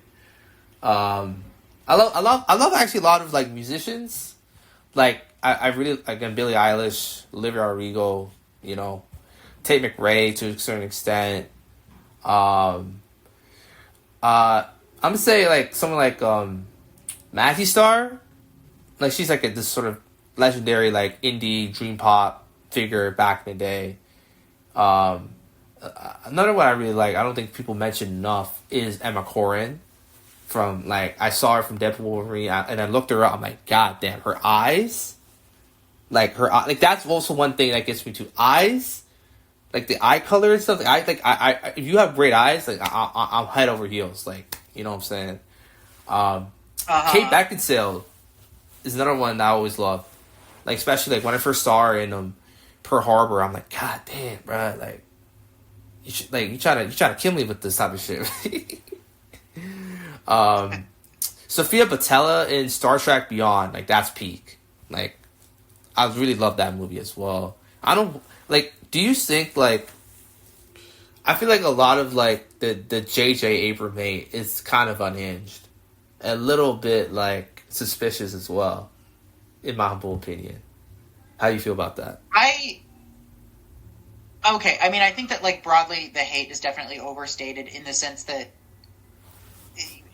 people don't just like dislike J.J. Abrams movies; they hate him as a person as a result of it. You know? Yeah. Which I think is just kind of like whatever, ridiculous. Yeah. It's been a very, very long time since I've seen the J.J. Abrams Star Trek. So my only like recent experiences with them that I can think of are literally just The Force Awakens and Rise of Skywalker. Yeah. Which I like one of those movies and really dislike the other one. Yeah. But like I don't know, I don't like one. I don't know how specifically responsible he is for any of that because it's all like Disney, corporate whatever nonsense. Yeah. But. I don't know. I mean, in general, I'm almost always my take is going to be the hate of somebody is overstated because it almost always is. Yes. Like it's just so far from like a reasonable way of of engaging with the world. Yeah. To have these like people that you just kind of hate, And also, there's another concept I really don't like. Is hate watching something, just anything. Yeah. That to me is the most ironic thing you can do. You hate something, don't watch it, right? Don't talk about it, don't engage in that type of thing, right? Because I really feel like, a lot of these sort of channels you talk about on your channel, a lot of them start out as sort of this fresh-faced new kid on the block. But by the time, that's take a couple years of this type of content being produced, like en masse for on and on and on, they look like a shell of themselves. And that's not a coincidence. Because all that hate does make you feel unhealthy and sick. Right? So, it is what it is. But another thing, that I think about a lot is that, how can I say this? There's one pet peeve I have is that whenever somebody talks about cinema is dead or cinema is whatever, I feel like they don't really provide good solutions. They talk about the sort of the vague, oh, it's woke, oh, it's this, oh, it's that, they care about money, yada, yada. I'm like, they always cared about money at the end of the day, right? Yeah. The movie industry, the entertainment industry was built on money, right? You could talk about how much you care about your art or whatever, and I understand that. But if your art's not making money, then you have nowhere to go, right, at some point. So at some point you had to compromise, right? And sometimes it works and sometimes it doesn't. But the thing is that I feel like, one thing I honestly sort of get talked about, I think, enough is that I see people sort of live vicariously through these franchises. That their mental health, their well-being is built on how much money one movie makes and how much great reviews. And I'm just like, that's just not healthy, Yeah. So, I mean, like that. Do you read comics? A little bit. Let's see here. I mean, I've read all of Invincible, and then I've tried to get more into some other stuff here and there lately, reading, like, really old issues of like Batman or Spider-Man or X-Men or just stuff like that to like get to know some of the history. But I've never been like a really big like long running comic person. Yeah. Okay. So obviously you must have heard news of like the Teen Titans. They're finally getting their live action movie treatment. It's being written by the same person who's doing Supergirl. And I did not know that. Yeah. And obviously there are all these casting rumors and stuff like that. Like, are you into the Teen Titans at any point?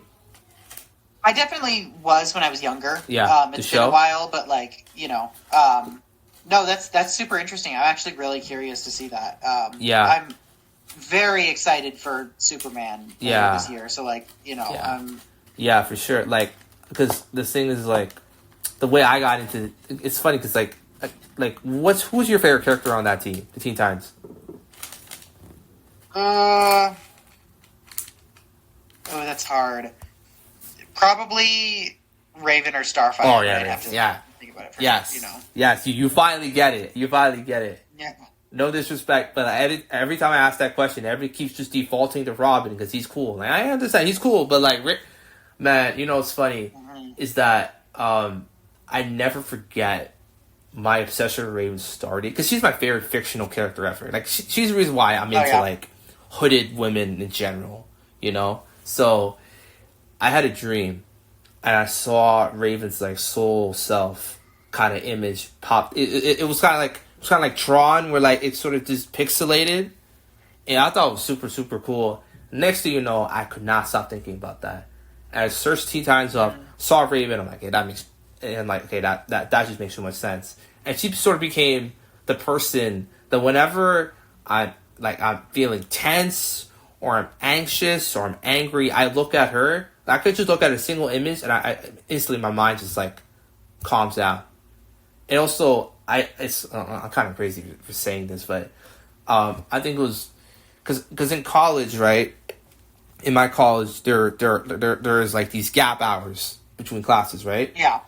And there's this one day on Tuesday, and never forget this. My first class is usually around 8, but my next class is usually around like I think 11 or 12. So I have the 3-hour gap, right? Similarly, I would have classes on Thursday where like my class starts at 8, ends at 10:45. I don't have a class until like 2:30, right? So I have like 3-4 hours to myself essentially.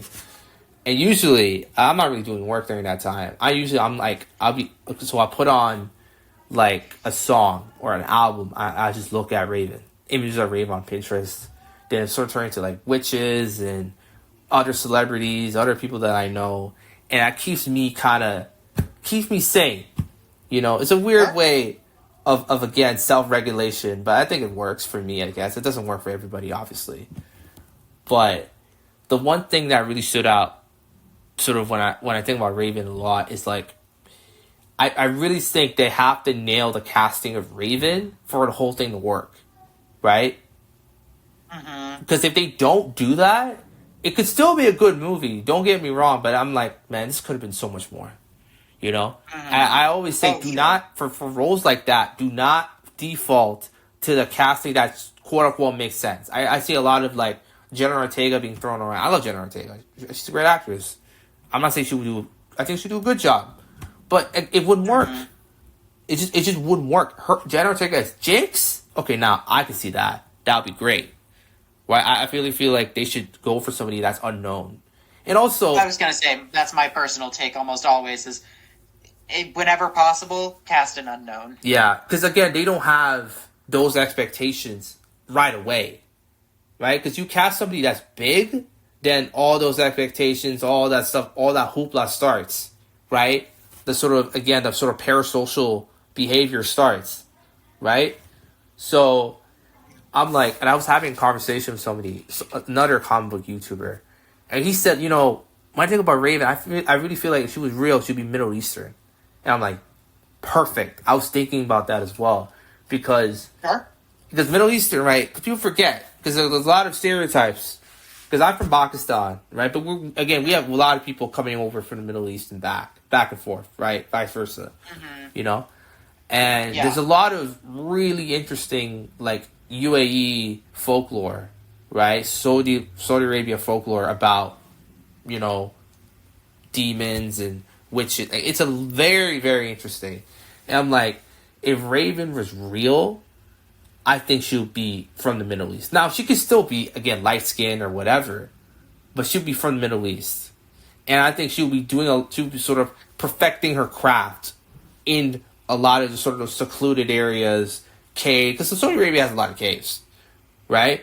And that's something I don't see people talk about enough, is that there's this sort of underbelly of sort of a black magic type of subculture that's, again, the government over there doesn't want to acknowledge it. They say, oh, we have this task force, and yet, you know, there's still videos out there, people doing that stuff. It's very, very interesting.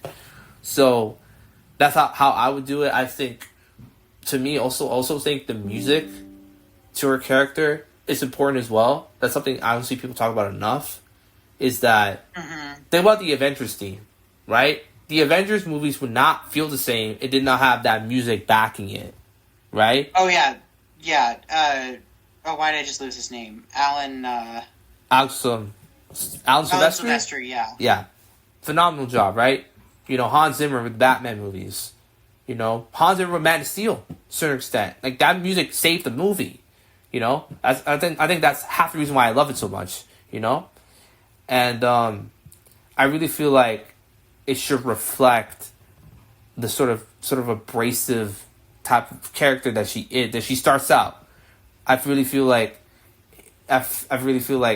you know, because there's a song I listen to, is this Leak, right? It's Kanye Leak. It's called "Fall Out of Heaven." It samples "Tangerine Dream" by Hyperbora. Hyperbora is like this German synth wave legends back in the day, right? And the beat's almost exactly the same, right? And it's a sort of airy, atmospheric, ethereal, kind of creepy type of vibe. I really feel like that would be perfect. Also, I would like to see something a little bit more kind of abrasive, right? Because her character, I really feel like people don't understand her character fully. She's a three-dimensional character, but everybody always focuses on the sort of male gazy aspects of, you know, some of her depictions, right? You know? Yeah. And also Starfire has that's another problem as well. Like, she's a phenomenal character, but all everybody talks about is how good she looks. She looks amazing, but, like, that's not her character. Right? So, I mean, it is what it is, but how do you feel about when, you know, how do you feel about Zack Snyder as a director and his work in general? I am actually deeply unfamiliar with his filmography. I know everybody has crazy strong opinions about Zack Snyder. Yeah. And I struggle to think of a film I've seen directed by him. Yeah. Like, let's see here. I didn't watch Rebel Moon. He directed Aquaman? No, he didn't direct Aquaman. I think he produced Aquaman. James Wan. Oh, that's why it's listed. I was gonna say I didn't think he directed that. Did he direct Watchmen? I haven't. Yeah, seen he did. Either, but that was him. Okay. He directed 300. Yeah, I don't know. He directed BVS. I need to BVS. see 300. He directed the Snyder Cut. He directed Man of Steel, obviously. Again, Dawn of the Dead. James Gunn wrote that. I don't think I've watched any of the DCEU. I'm trying to. Oh no! I've seen the Suicide Squad. No, he did not. And he did not direct that. No. Oh no! I'm not saying he directed that. I'm saying, like, I don't think I've seen any of the DCEU. So okay. Like, none of the stuff that he did in that I've seen. Yeah. No, I don't think I've seen anything directed by Zack Snyder. Okay. Which at some point I will. Like, I have nothing against him. It's not like that sort of thing. I just have never gotten around to it. Yeah. So, what's your favorite MCU movie and why? Favorite what? MCU movie. MCU. Oh, it could easily be one of the Guardians movies. Okay. But let's see here. To try something, I'm trying to think of something that's a little bit, like, less obvious, because, like, yeah, obviously I love the Guardians of the Galaxy. Shoot, why am I forgetting every MCU movie now? It's not going to be... I have a weird soft spot for the first Thor, but I won't say that that's my favorite. It's definitely not. I like that movie, actually. I actually like a lot of the kind of rawness of the Phase 1. They're sort of figuring things out, but you tell that, like, it was made out of sort of genuine sort of love for the characters. Granted, I'm not saying that the current we have doesn't have that. It's just, you know, when, again, the first couple movies of the universe sort of started out, you sort of kind of, again, it's kind of the nostalgia bias type of thing, you know? Mm-hmm. Yeah, no, I think, same day I have I have a soft spot for the first Ant-Man. Yeah. I guess I would probably have to say Guardians of the Galaxy, probably 2. Yeah. Or like the Avengers. I think both of those are very good. Yeah. Sure. I don't know. I think the more interesting question to me is just like favorite live action Marvel movie in general, because that would be X-Men First Class. Yeah. But, yeah, those are definitely my those are my top picks, I would say. Yeah. Interesting. So obviously, like Star Wars is such a contentious sort of franchise now, but the one thing that I don't see being brought up enough is that how much the prequels in general, that the existence of that, have contributed to why it feels like anytime a new Star Wars something comes out, it's immediately divisive, just right out of the gate. People have already taken their stance, like it's a war or something. Because one of the reasons why I love Darth Vader so much in the movie that he was in is that we don't really know that much about him. Besides him being Luke Skywalker's father. Like, why do we need 3 movies to describe something that could be described in one scene? Right? It's not because... Yeah. Because it's like, do we really need to know about Padme and all these other characters? Like, you could introduce those characters in a whole different setting. Right? The story would still flow the same. I really feel like it took away the aura of the character. Right? Him, bickering with Obi-Wan. Like, come on. Like, I love Ewan McGregor, but, like, they're wasting him with that. Like, you know what I'm saying? So, it's interesting. I don't know. I'm very mixed on so, like, for me personally, when it comes to what counts as, like, Star Wars in my head, and I don't mean this to, like, discount it for anyone else or whatever, but Star Wars for me is basically just the original trilogy. Yeah. And then everything else I can like and enjoy, but it's in a different category, you know? That said, I will say the Andor Rogue One continuum is possibly edging into that category, into that space, because those were so good. Yeah. But, I don't know. I think that if I liked the prequels, I think if they were really strong films, I would not at all mind them doing the backstory for Vader or whatever. But the fact that I feel like only one of them is good, and even then, it's only, kind of good. Yeah. There's, a lot of really good stuff in there, and a lot of really stupid stuff in there. Yeah. It makes it hard for me to, defend them as a property. Yeah. But, I mean, the fact that everything is super, divisive now with Star Wars is, really frustrating to me. Yeah. Because it's just, so... just as somebody who basically, whose favorite Star Wars is either Andor or stuff that came out 30 years ago, or 30, 40 years ago, I'm okay, if I can handle the fact that I haven't liked anything until Andor as much as the original trilogy, that my entire life, you can handle not liking the Acolyte or whatever. You can live with that. It's gonna be fine, Yeah. It's just something that, again, it's one of those things. I mean, have you watched Mission Impossible? Any of the movies? I have seen the first one, and that's it. Okay. Are you into action movies in general? A little bit. I like action stuff. I don't know. I kind of just go to whatever feels like it'll be, I'll enjoy it, Yeah. But... So Edgar Wright's Baby Driver, I love that movie. It's probably my favorite Edgar Wright movie. Oh, yeah. Good movie. The one thing that I really wish that future directors, if they ever were to take hold of those sort of big IPs, learn from that movie, is that there isn't a wasted moment or movement, right? I think a lot of the issues with the prequels, even a lot of issues with some of the worst DC or Marvel movies, a lot of it is filler. It's just get to the point. Why are you explaining things 20, 30 minutes? Bro, just get to the point. They often repeat themselves a lot. That's another issue I have with the prequels. Is that they keep talking about, Palpatine is this big threat and the Senate and all this stuff. And it really feels like that's the first movie. I know the first movie had Darth Maul and stuff, but does that first 2 movies really have an actual villain? Seriously. It feels like they're just running around just to say for running around. It's just not that entertaining. I really feel like there are movies that can get away with not having a villain, Star Wars movie without a villain, might as well just not make the movie because it just doesn't work. I think that there's definitely something there. I mean, I like the politics and stuff going on there. I wish that they were better realized, perhaps, but I kind of enjoy that.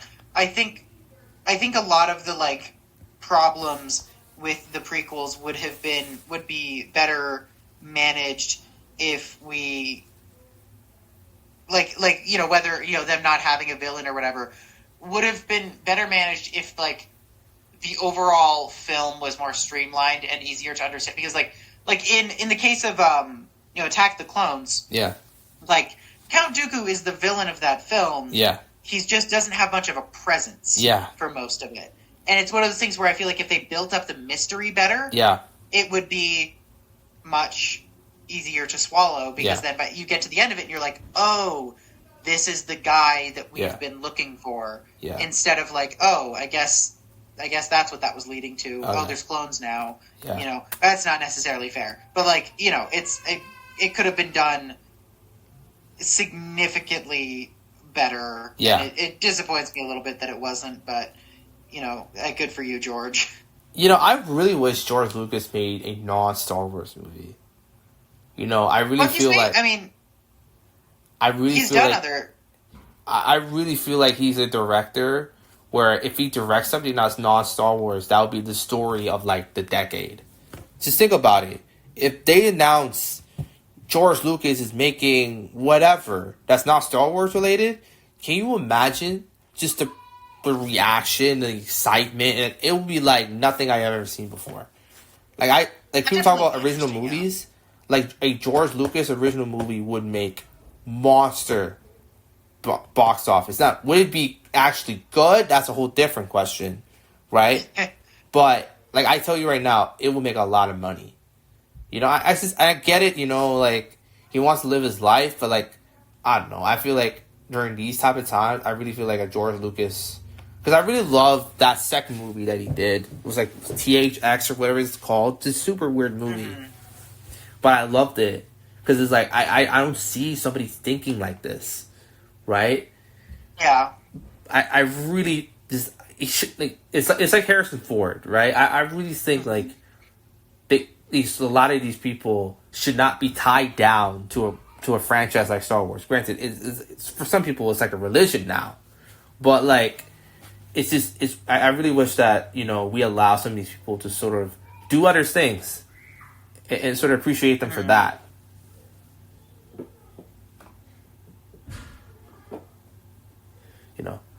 Interesting. Yeah, I was looking. He co-directed a movie in 2012. Yeah.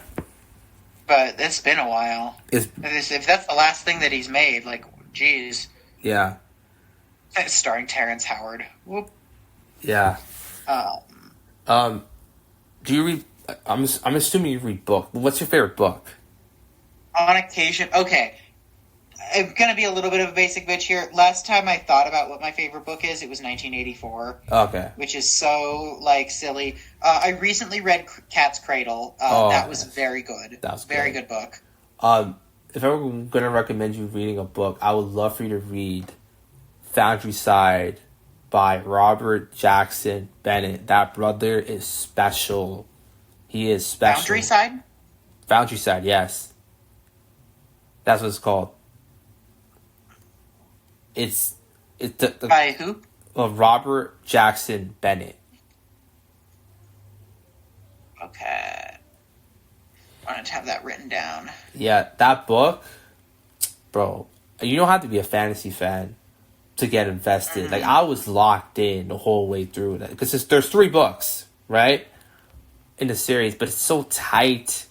It's so like it's very like anti-capitalism. It's ballsy as hell. It's how could I say this? It's like Mission Impossible with like if it was like fantasy based, right? Mm-hmm. It's super super nuts, but like he makes it work so well. The magic system very easy to follow, even though it's very complicated. Another one, this is more graphic novel, but Amulet. Have you read Amulet? I have not. It's really cool. It's kind of like Harry Potter kind of thing, but it's very like it's more serious in that way. Sure. Calvin Hobbes. It's not a book or anything, but I love those comics strips. Another book I really loved was More Than This by Patrick Ness.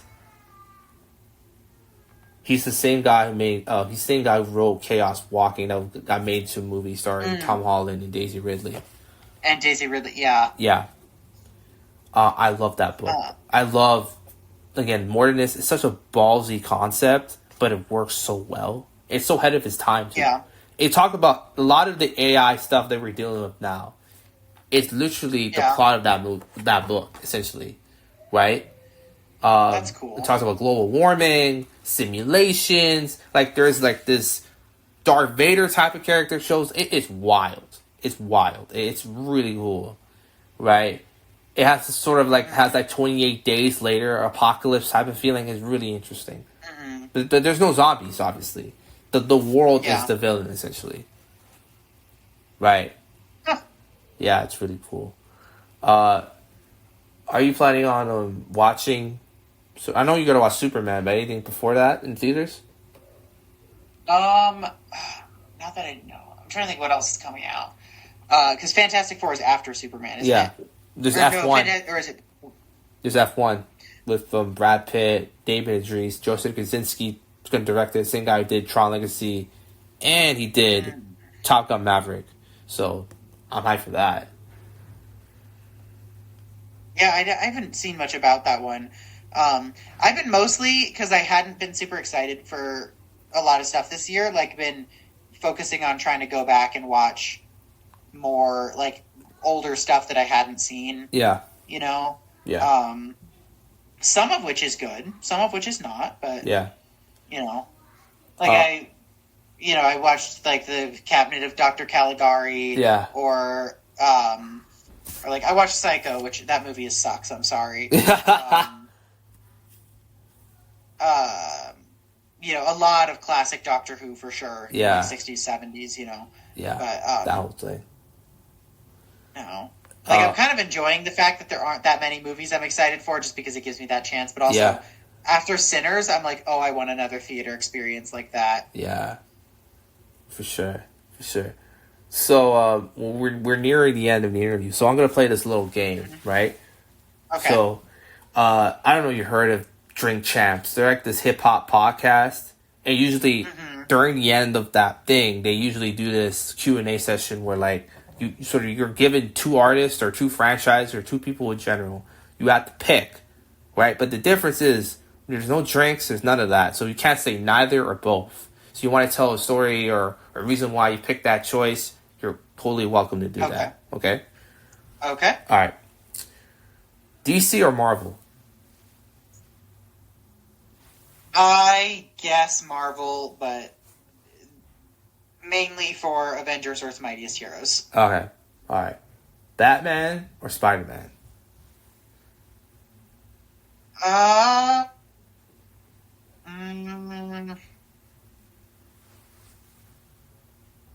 I'm going to go soft Batman. All right. Okay. DMX or Tupac? I don't know either of them well enough to be super confident, but I guess probably Tupac. Okay. Drake or Lil Wayne? Again, don't know either of them well enough, but like just by default, I'm going to go Lil Wayne. Okay. Billie Eilish or Lana Del Rey? I'm gonna repeat this again. I don't know well enough. Probably Billie Eilish. All right.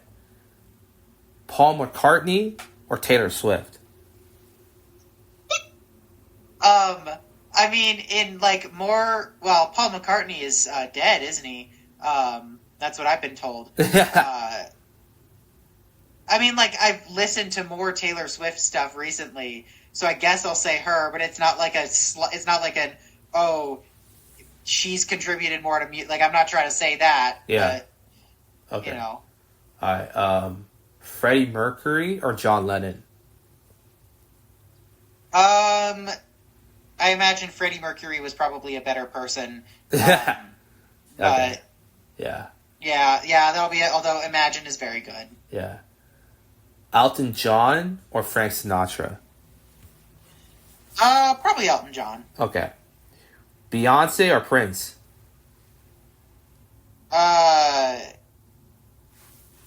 Again, not a super crazy familiar with either of them.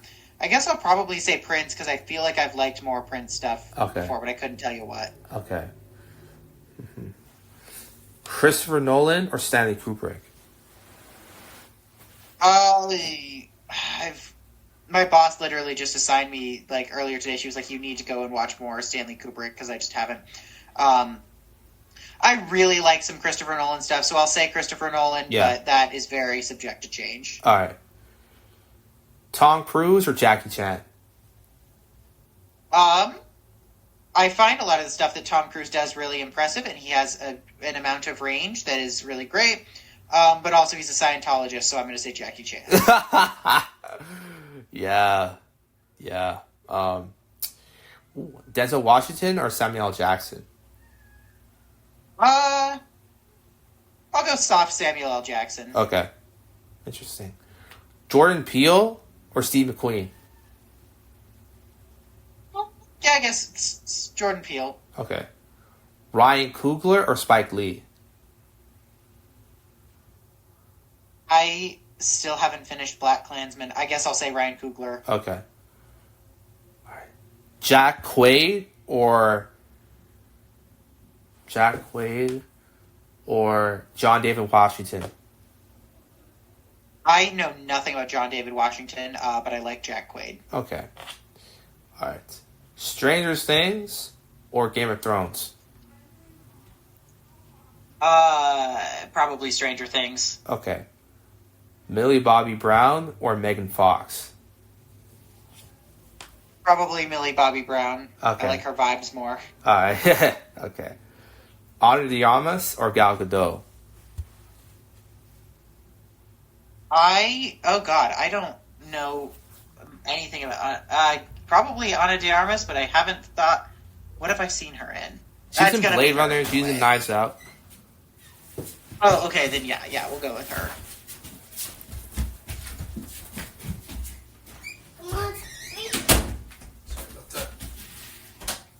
Sorry about that. Jinx or Terra? I don't know who either of those people are. Alright. Oh, wait. Sorry. Teen Titans. Yeah. I was thinking of real life people. Oh, okay. Tara is Starfire's sister, right? No, she's not. She's like, she's Terra's like, she was the villain of Judas Contract. Right, no, Blackfire is Blackfire, Starfire's sister, yeah. right? Yeah. Probably Jinx. Alright, okay. Alright, Florence Pugh or Kate Winslet? I guess Florence Pugh. Okay. Alright, Steven Spielberg or Martin Scorsese? Ooh. I really like Spielberg. I mean, okay, I'm trying to think. The most recent Scorsese film that I've seen was probably, oh, actually, no, I guess I watched... Yeah, I'm gonna have to say Scorsese because I like a lot of his stuff, like, more than I like Spielberg, even though I love Spielberg stuff. Okay. But, like, Okay. yeah. Okay. Brie Larson or Rachel Zegler? Oh. Brie Larson was really good in Room. Yeah. I would need to see Rachel Zegler in something that was, like, breathtaking, to be sure. Okay. Alright, Need for Speed or Forza? Don't know much about either of them. I feel like Forza is probably the safer bet, is my guess. Yeah. That's a good choice. Ben Affleck or Matt Damon? Let's see here. What have I seen Ben Affleck in? Because I have liked Matt Damon and stuff before. But I feel like I've liked Ben Affleck and I just don't remember. I guess I'll say Matt Damon because that's all I can think of. Okay. Natalie Portman or Keira Knightley? Ooh. So Natalie Portman. Okay. All right. Harrison Ford or Christopher Lee?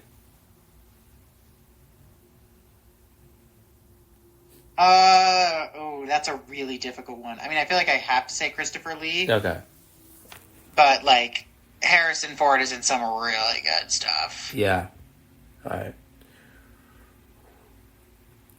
Okay. All right. Al Pacino or Robert De Niro? Probably Robert De Niro. Okay. Okay. All right. Haley Steinfeld or Amy Adams? Haley Steinfeld. Okay. Well. Okay. Ben Stiller or Owen Wilson? Hmm. Dealing with Walter Mitty or Lightning McQueen.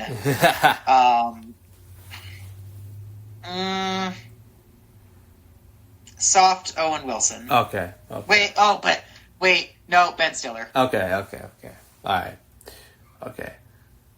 The Incredibles or Spider-Man Into the Spider-Verse? So that's a hard one. Yeah. I mean, I guess I have to say Into the Spider-Verse. Okay. But if The Incredibles had animation at the level that Spider-Verse has, it would probably be Incredibles. Yeah. Okay, that's a fair take.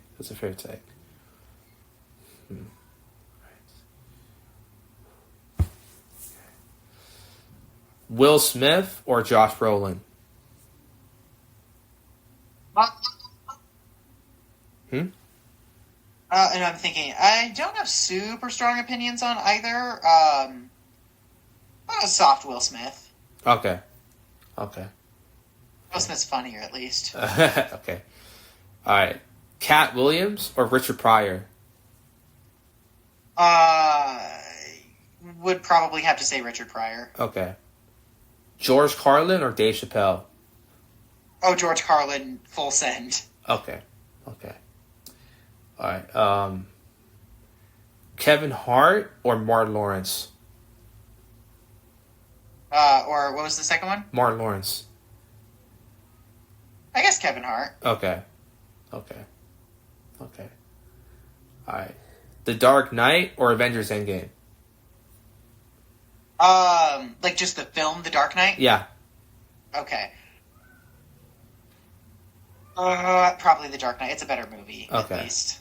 Okay. All right. The Dark Knight Rises or Captain America: The Winter Soldier?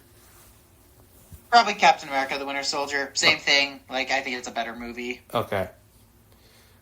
All right. Patrick Mahomes or Peyton Manning? I know very little about football. I am more familiar with Peyton Manning, so I guess I'll say him. Okay. Toronto or Chicago? Haven't been to Toronto. I like Chicago fine, so I'll say Chicago. Okay. All right. I don't think I've been to Toronto. I don't think so. Okay. All right. Daft Punk or Aphex Twin? Probably Daft Punk. Okay. All right. Nicole Kidman or Kate Blanchett? Probably Kate Blanchett. All right. Edgar Wright or Quentin Tarantino? Probably Edgar Wright. Okay. All right. Django Unchained or Pulp Fiction? Right now, Django Unchained. Okay. Wow. Leonardo DiCaprio or Marlon Brando? What have I seen Marlon Brando in recently? You didn't see What's that? You didn't see The Godfather or anything like that? I think I have, but it's been a long time. Yeah. I'm trying to think of what I want to say Marlon Brando. And if we're talking like ethically, I probably would. But DiCaprio was very good in Killers of the Flower Moon. Yes. So. Yes. All right. Emma Stone or Anya Taylor-Joy? Okay, I haven't seen Poor Things, so I feel like this is unfair Yeah. to Emma Stone. Anya Taylor-Joy absolutely killed in The Witch, and as Yeah. far as I remember, that's her first film. Yeah. So I'll say her, but I'm sure if I saw Poor Things, I would change my mind. Okay. Okay. Okay. Okay. Interesting. Interesting. All right. Yeah, this is Donald Glover or Lakeith Stanfield? Probably Donald Glover because I like Community a lot. Okay. Okay. All right. Bella Ramsey or Emma Corrin?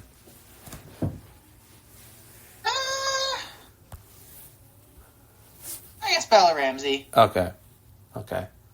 Pedro Pascal or Javier Bardem? Let's see here. Trying to think of what I've seen Javier Bardem in recently as well. Probably Pedro Pascal. Okay. Benicio del Toro or Jamie Reiner?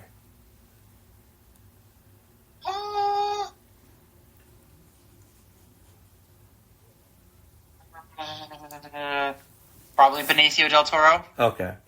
Okay. All right. Okay, so video games now. Okay. The Last of Us or GTA? I haven't played GTA, but I like The Last of Us. Okay. All right. FIFA or Madden? I have played a tiny bit of both of them. I preferred FIFA. Okay. Okay. Although, yeah. All right. Super Mario or Sonic? Probably Mario. Okay. Xbox or PS5? Or PlayStation? Xbox. Okay. Okay. That's what I have my foot sitting on right now, so. Okay. Robin Thicke or Justin Timberlake?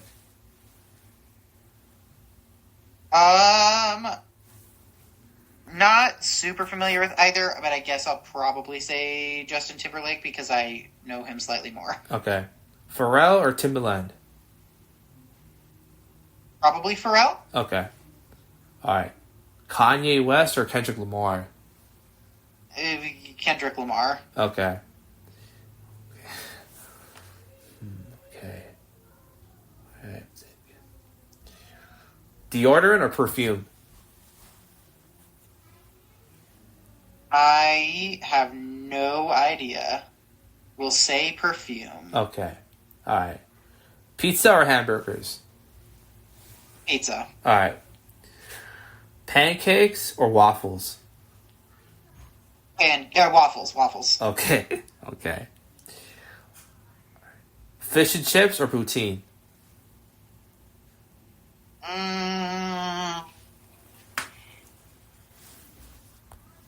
Let's see. I mean, I guess poutine by deep. Nah, I'll say fish and chips. I don't really like fish and chips, but I'll say that. Okay.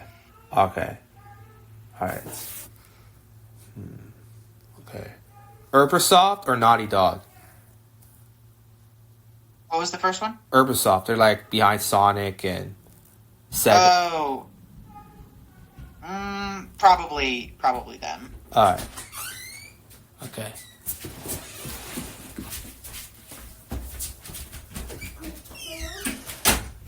All right. So the second last one. Okay. All right. Okay. All right. Joker or Thanos? Joker. All right. Last one. Last one. Okay. Right? Townhouse or apartment? Ooh. I mean, I live in an apartment, but I would rather have a townhouse. I feel like that would probably be my probably townhouse. Okay. Thank you, Matt, for Thank you for appearing on my podcast. I really appreciate you coming by. I'm forever rooting for you and all that stuff. So I hope you have a nice day. Because I didn't Yeah, expect best- you to, best to like respond to my DM because that usually never works, but I really appreciate it. Yeah, no, I think I just got lucky and happened to check and was like, oh my gosh, all right. But yeah, no, best of luck to you as well. Yeah. Do you know when you're going to be uploading? I'm gonna try to upload tomorrow as fast as I Okay. can. I don't like to Cool. wait about this stuff, so. Fair. All right. See you, man. All right, cool. Sounds good. Yeah, take care. You too. That was another episode of Renegade Podcast. Hope you guys enjoyed. See you guys next time.